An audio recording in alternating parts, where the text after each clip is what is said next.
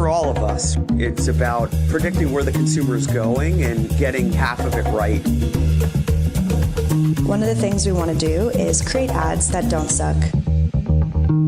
Embracing change creates great possibility. I'm Alan Hart, and this is Marketing Today. Today on the show, I've got George Hammer, Chief Content Officer at IBM.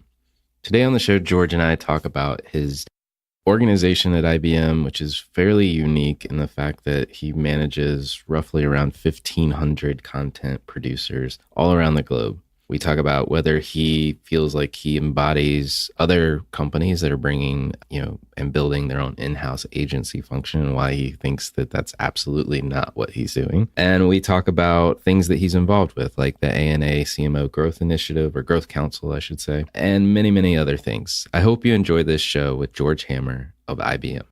Well, George, welcome to the show. Hey, thanks for having me. Well, I thought, it would be interesting to start with your background, where you started your career and what was the path to, essentially Chief Content Officer at IBM. Yeah, so I started my career in consulting, and I really didn't feel like I was doing what I was meant to be doing. I was kind of a middle child, curious, loved to ask questions, loved to tell stories. And so one day I stumbled into Second City kind of out of a bet and auditioned and made it into the conservatory program. So I did the training and performing for about 7 or 8 years in around various places in Chicago. At the same time, I kind of was hedging my bet. And so I went back to grad school at University of Chicago, got my MBA, and participated in a new business case competition. We did pretty well there, got some investors interested, and raised money. And I launched a startup. It was called Applebatch. It was a LinkedIn, but for teachers, K through 12th grade teachers, because teachers change jobs every 2 years, but none of them knew or were interested in LinkedIn. And it was good. We grew to 90,000 teachers, the largest teacher networking platform of its time. And this was really when I first started leading a creative team. I had designers, writers, social media team. We were on YouTube and Twitter before they were even big, and almost everything you posted worked. It was a good time. But I also, because it was a startup, I had my own money into it. And so I was so particular about using data to optimize everything we do, from the colors of buttons to the kinds of creative, the stories we write. Every dollar spent to acquire a user, was part of that was coming out of my own pocket. So I learned creative through improvising and data. And really that kind of helped form my career. The credit crisis hit, so we sold that technology off, and I went over to an agency, Mindshare at the time. And I enjoyed my time at the agency. I found it great to tell stories on behalf of brands. But one of the things I was really struggling with was the majority of the discussion that we would have with clients was around reach and frequency. And to me, what's inside the impression matters more than just chasing audiences, which is, if you think about what reach times frequency is, it's just chasing people around the internet. And so I wanted to really focus on the creative. I went to Indiana for undergrad. There was another Indiana grad who was running digital at Discovery Channel, Discovery Communications. And I, met him up for a coffee, and he brought me on, and I was leading the digital content creative marketing team for Discovery across our properties. And that's when I really got to do some awesome things, like around Shark Week and Shark cameras, and working on developing the first after show for Deadliest Catch, and really figuring out how to build audiences using content on digital platforms, when content was the value proposition, not like we were trying to use content to sell something else. And that was an awesome experience. Loved it. I was living in Chicago, and Discovery moved their operations to Maryland and New York. And I had used the opportunity to decide if, hey, I'm going to go to New York. What do I really want to do? And I loved working for Discovery. I'd go work there again. But at the time, they were a very TV first platform, and I really wanted to think digital first. So I went to Digitas, which I think was one of the best agencies in the world for digital first thinking. And it was a great experience. I got to lead, at the beginning it was called Samoko, social mobile content. It was kind of like the new things, right? These new platforms, how do we tell stories on them? And then eventually just became called content because we should just tell stories and tailor them to wherever the people are. And, that was a great experience. I had about 40 clients around the U.S., everything from doing stuff for Lego and GE to HP Enterprises and Accenture to PlayStation, Taco Bell. I mean, we had all sorts of clients and we were doing great work. But one of the things that was eating at me was that 90% of our best ideas never made it to market. Right. And I wanted to belong to something and help build it over time. And I felt like if I was really going to make an impact in this world, going brand side, where I have at least the opportunity to fight for my great ideas inside of a company and help build the company to transform it and turn it into a great storyteller, I felt like this was the best side to be. And while all the agencies and media companies launching studios and all this other stuff kind of shakes out, rather than trying to be super worried about that, my strategy was to go to a brand side, figure out how to tell what are the best ideas, and then figure out which is the best partner and creation model given the idea, and be a little more, take a little bit of a more marketplace view. Sometimes we'll do it ourselves. Sometimes we use agencies. Sometimes we use media companies. Sometimes we might use directly a production company. But that we are diverse in our creation model because we allow the idea and the talent to dictate which way we go. Well, there seems to be a trend in companies pulling, either building inside internal agencies or bringing work in-house. Do you feel like in your current role at IBM, do you embody that trend? And how do you think about that trend? I don't know why anyone would want to mimic a business model that is not exactly thriving, right? So all agencies are trying to figure out how to evolve to be successful. So my opinion is, no, we are not trying to build an internal agency because we're trying to build something that works for IBM. And to just pick up a same model, like the exact same agency model with the speed they operate, the cost structure, the types of talent, and just pull it in-house, you're going to end up with the same results. For some people, that's good. They like the results their agencies are doing, and it's just a pure cost arbitrage play. But I believe that we can actually do better. And so for me, no, we're not building an in-house agency. And I think if you just simply think about that, then you're missing the opportunity to do something bigger and greater. And there are all sorts of opportunities that are unlocked when you have an IBMer sitting next to an IBMer working together to make something. And those opportunities, I feel like we're trying to explore. So we don't call ourselves in-house agency.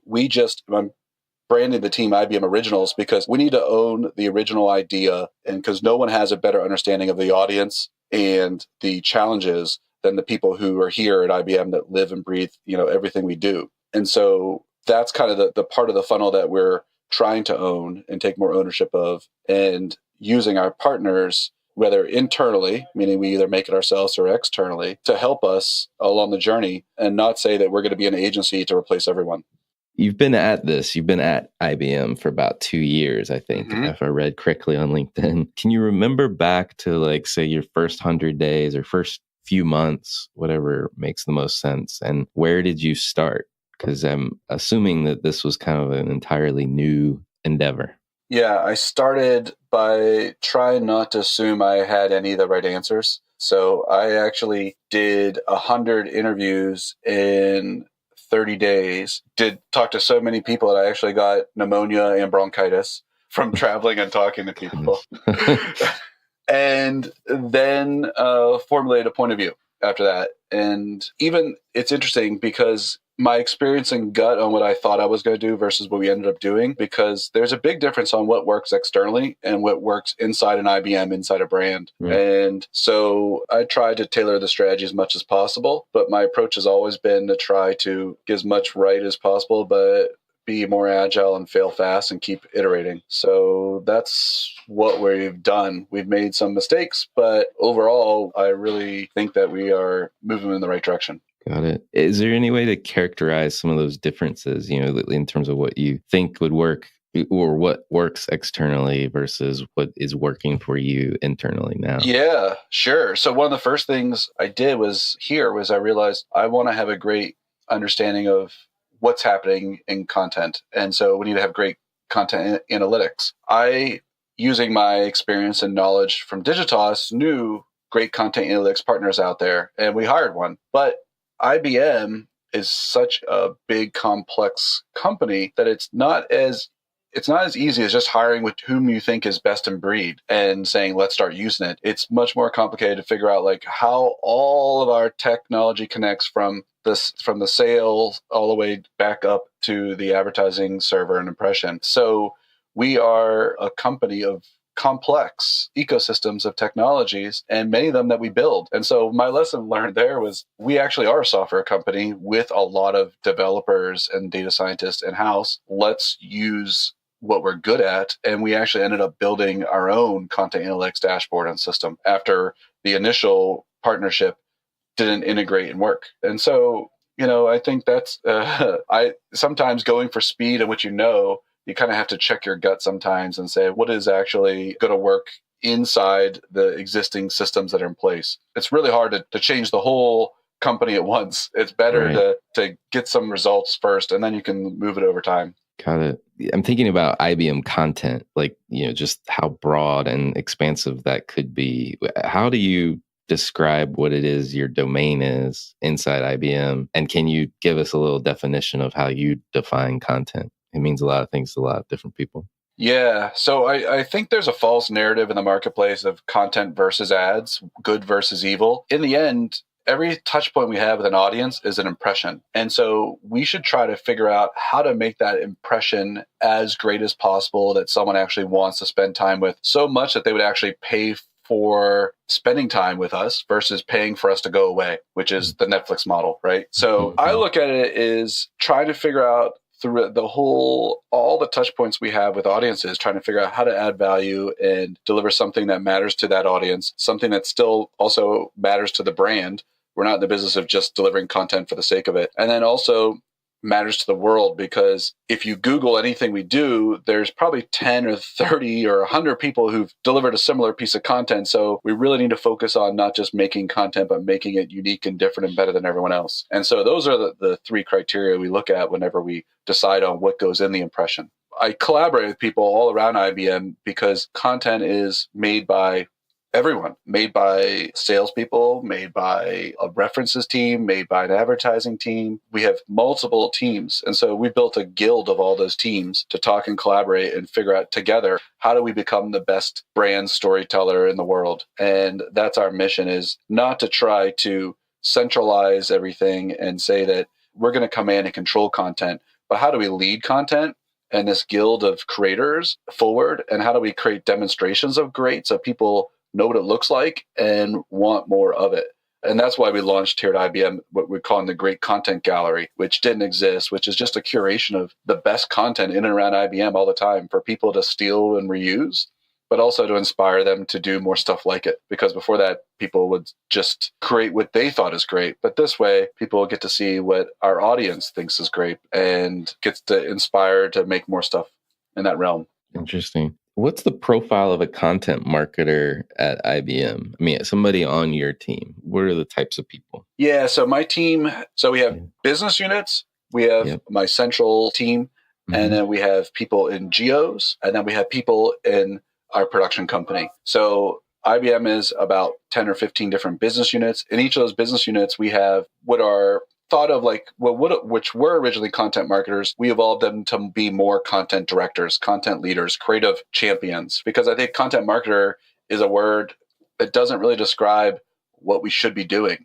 Our job is not just to take what someone gives us and market it. Our job is to own the impression, to champion the great content and direct the content, and then figure out how to get that content into the right audience's hands. So I pivoted the team away from content marketing to more content directing and in the business units. And then, so in the geographies, that team really works on figuring out how to augment the worldwide stories so that they're more relevant to their local audience, and then tell derivative stories off of it. And so there's more content hybrids there because they're people who have to wear many hats, because in the geo teams, they're not nearly as big as the worldwide teams. And then we have around the world, we have what could be maybe the world's largest brand production company. We're in Japan, China, Bucharest, Bratislava, Dublin. I mean, it's all over the world. And our team produces about half of the content for IBM, everything from banner ads to articles to videos to commercials, basically, that run as pre-roll on the web. Pretty much everything except for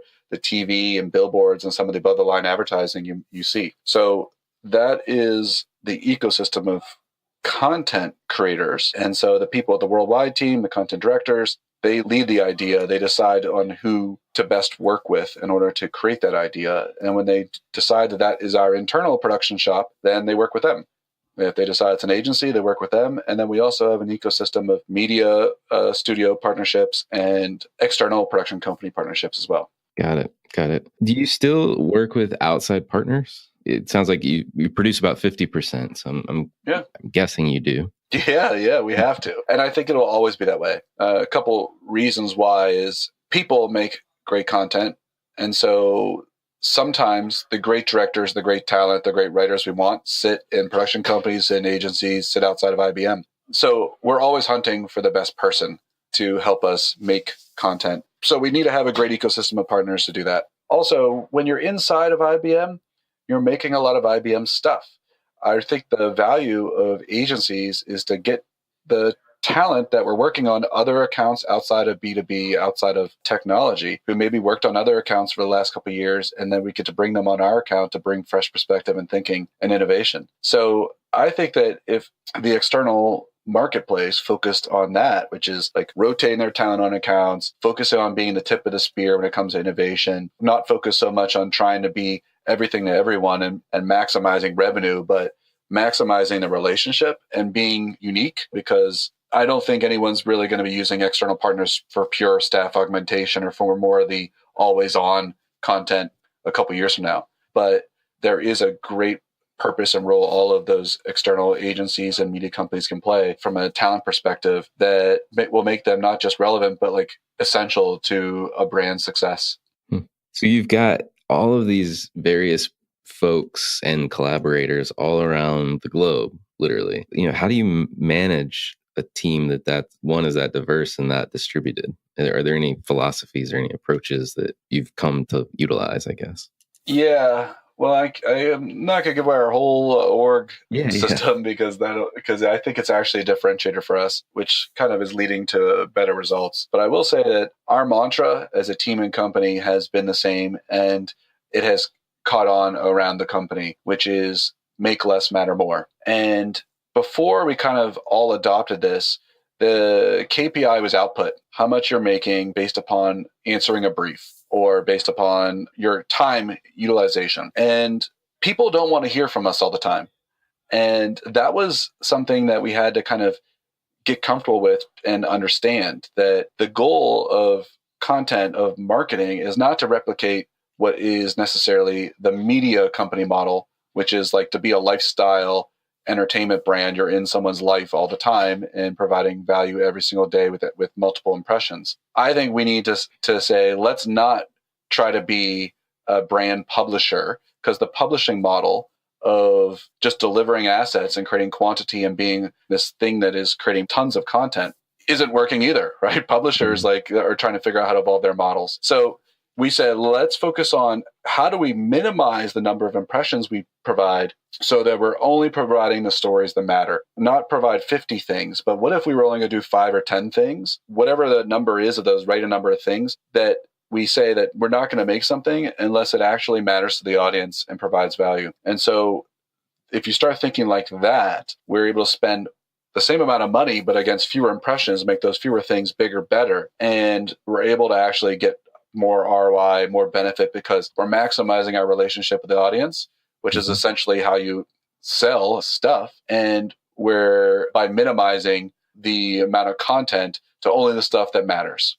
And so everyone is along the same mantra of make less matter more. And we have a story filter against it, which we look at every piece of content. We have when we greenlight briefs and content, we use that same mantra. And I think it's very different than what a lot of people are doing, and what even I sometimes preached when I was at an agency, which is your brand needs to be alive and always on and produce hundreds of impressions for audiences. I think that we need to find fewer things and act almost like a software company and be agile and iterate those few things to keep getting better and better and better. So if we only make 10 things, but you have the same amount of time and the same amount of budget, you get the opportunity to make it better and then keep iterating it till it gets better, better, and better. That's what we do. We operate on 2-week iteration cycles to constantly rework the content and get it better. That's cool. That's very cool. What's been the results today? What are you most proud of?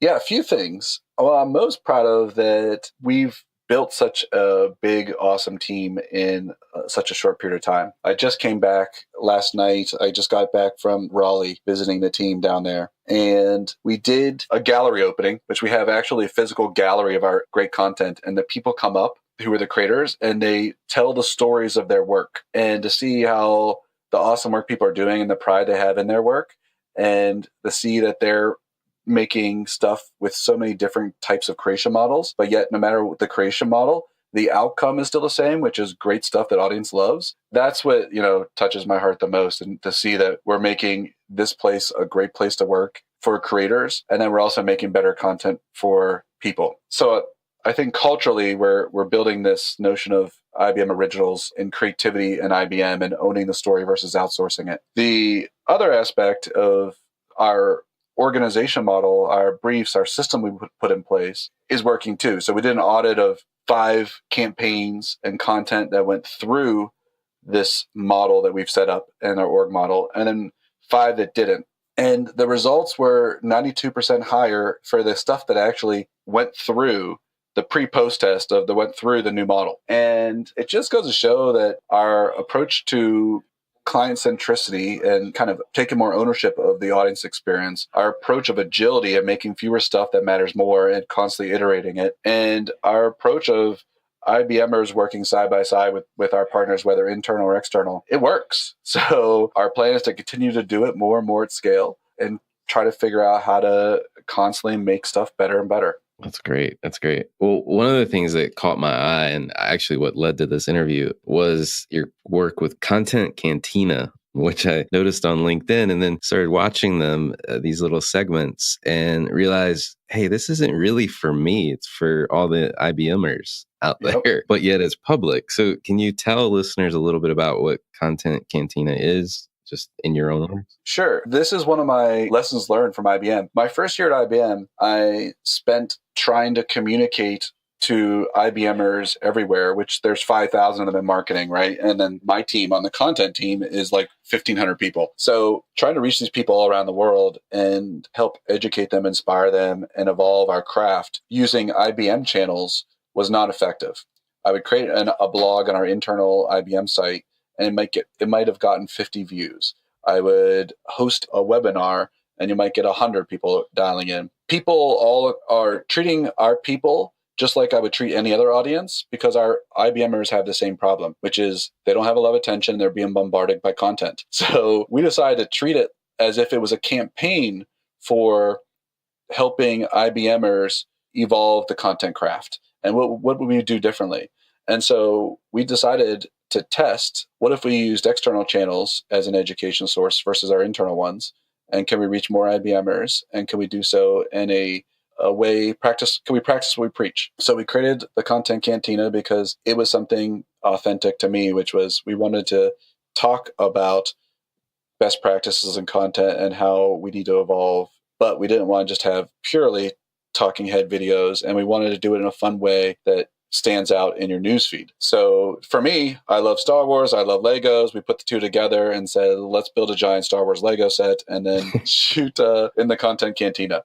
And the results were we're getting 5,000 to 20,000 views. And of that, the IBMers each episode is about 3,000 to 5,000. So I'm able to reach my audience and pique their interest. And it goes to our intranet site, where they can actually read formal points of view on how to be a better content creator. So if an episode is about CTAs, we have fun talking about CTAs in the Cantina, but then on our site are actual authored, published points of view on how to use CTAs to make content more effective and better. That's our model. And then we also then host Ask Me Anythings internally for people if they want to go deeper on any of those subjects. But I think if we treat internal communications and training similar to we treat any other campaign for hearts and minds, for us at least, it's been more impactful and effective. Got it. Got it. Well, George, I know you're part of the CMO Growth Council, or at least I believe so, with the ANA. And from an outsider's perspective, it's kind of hard to understand what's going on in that. And I wondered if you could just share your experience, what you've experienced so far being a part of that. Sure. I think if you start with the question on what are brands' roles in the world, I think brands play an important role in the world, especially when it comes to information, society, and just helping business and humanity move forward. And so the CMO Growth Council is about how do we work together to grow the pie for everyone? Because we know that when we do that, it leads to better results. And so we focus on a few key themes. One is around how can brands act more customer-centric? Because when we do that, it leads to a better experience for people and it leads to better results for brands. And we thought about how can brands play a bigger role in some of the things that are impacting society today as well.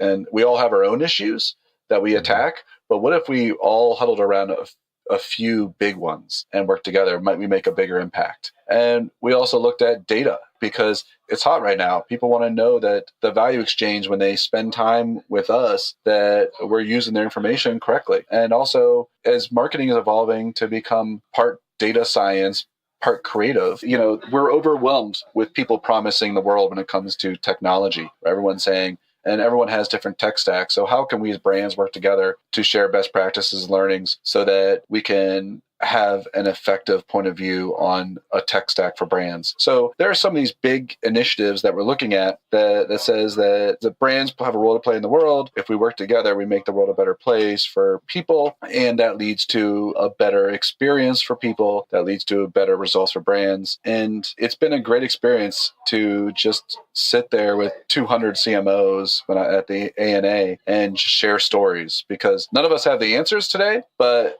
we are learning from each other. And we literally workshop together for 2 days to try to figure out how to bring our learnings and best practices together. And I don't believe that for some of these things, there may not be an answer, a playbook, the same solution that works for all. But if we at least have more visibility into what we're doing and best practices, then we can at least have knowledge of what's happening outside and then decide whether that person's best practice is relevant and can work for each of us individually. So that's the mission. I think it's the right mission, the right people, and it definitely is the right time in order to band together to do something impactful. Got it. Cool. Well, I want to turn the gears a little bit and focus on you as an individual. And I love asking this question, which is there an experience of your past that defines or makes up who you've become? I would say, and I touched upon it briefly, but as a middle child, I was competitive and I would try to be perfect and win. And I think going through improv training and performance, I learned a lot about failure and not trying to win all the time, but how collectively we work together to win. And that improvising and imperfection and agility and embracing failure has really shaped how I think about everything. And so everyone always says, 80-20, but when it comes down to it, most people are afraid to be just 80-20. And I do think that being on stage and most of the time, sometimes having people laugh and you end up making something great, and sometimes having drastic failures and looking ridiculous. I think that experience has made me not afraid to really take risks and not worried so much about being perfect, but just having really good intentions and having really good partnerships, and then iterating until we get it to a place that I'm really happy about. Like it. That's a really good analysis of improv and its ability to impact. Interesting. Well, I know marketers tend to be students of the business. Are there any brands or companies or causes other than IBM that you look to or you take notice of? Yeah, I get this question a lot. And I used to look externally a lot, but I find it creates too much mimicking. And this is why we have a challenge in our industry. If you pull the content or advertising from us and many of our competitors and you cover up the logo, you end up with a lot of stuff that looks similar.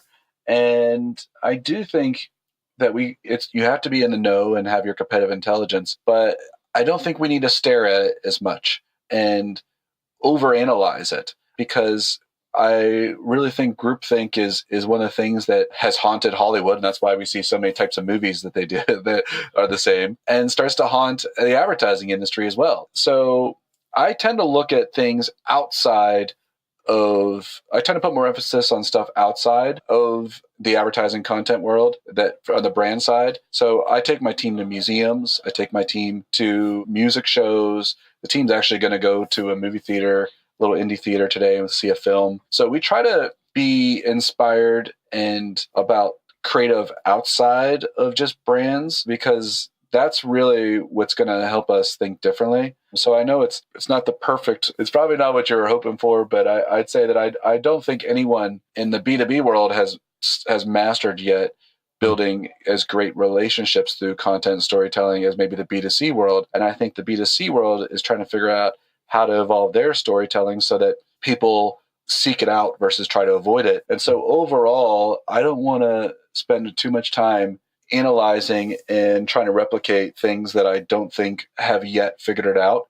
To me, I spend much more time doing stuff, prototyping, making stuff, testing and learning, and then trying to figure out where the data tells us to go versus trying to figure out some benchmark maybe tells me to go. Got it. No, that's very insightful. A last question for you. I know we're running short on time. What does the future of marketing look like? Yeah, I think the future of marketing has to be evolved from the traditional funnel, from where we really spent most of our time on the awareness through acquisition funnel. And then we just kind of handed the experience off to product to other people. And if we're going to play a bigger role in people's lives, if we're going to add value to an audience, we almost need to think as if a startup would and think about how do they maximize the value throughout the whole lifetime with that customer, the lifetime value calculation. And so it shouldn't just be awareness to acquisition. It should be marketing needs to play a bigger role in actually crafting the messages in product, in chatbots, in store experiences, in everywhere that person goes to over the lifetime that we have them, and to maximize the relationship over time. And I think of that as more like marketing as a service.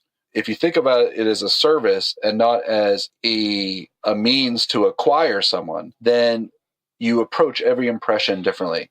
You think about it as, how does each impression either solve a need, want, or desire, or is like a service to that person so that they would actually subscribe and pay to continue receiving my messages. We might never get to the point where they actually do that, but right. you should think about that. Otherwise, literally, they're going to keep paying for us to go away or implementing ad blockers. And so, but I do think marketing, now that we start to own more of the data, we're starting to own more of the client relationship, we're starting to own more of the journey. As we do that, we have to take on a broader mission to own the contact points across the entire lifetime. And then to me, that then means marketing becomes a service and not just a thing that is an endpoint once someone acquires. Got it. Well, George, thank you so much for coming on the show today. Thanks for having me. Hi, it's Alan again. Marketing Today was created and produced by me, with writing and editing by Kevin Greeley, social media support by Megan Woods, art and graphic design by Sarah Dell. If you're new to Marketing Today, please feel free to write us a review on iTunes or your favorite listening platform. Don't forget to subscribe and tell your friends and colleagues about the show. I love to hear from listeners, and you can contact me at marketingtodaypodcast.com. There you'll also find complete show notes with links to anything we talk about on any episode. You can also search our archives. I'm Alan Hart, and this is Marketing Today.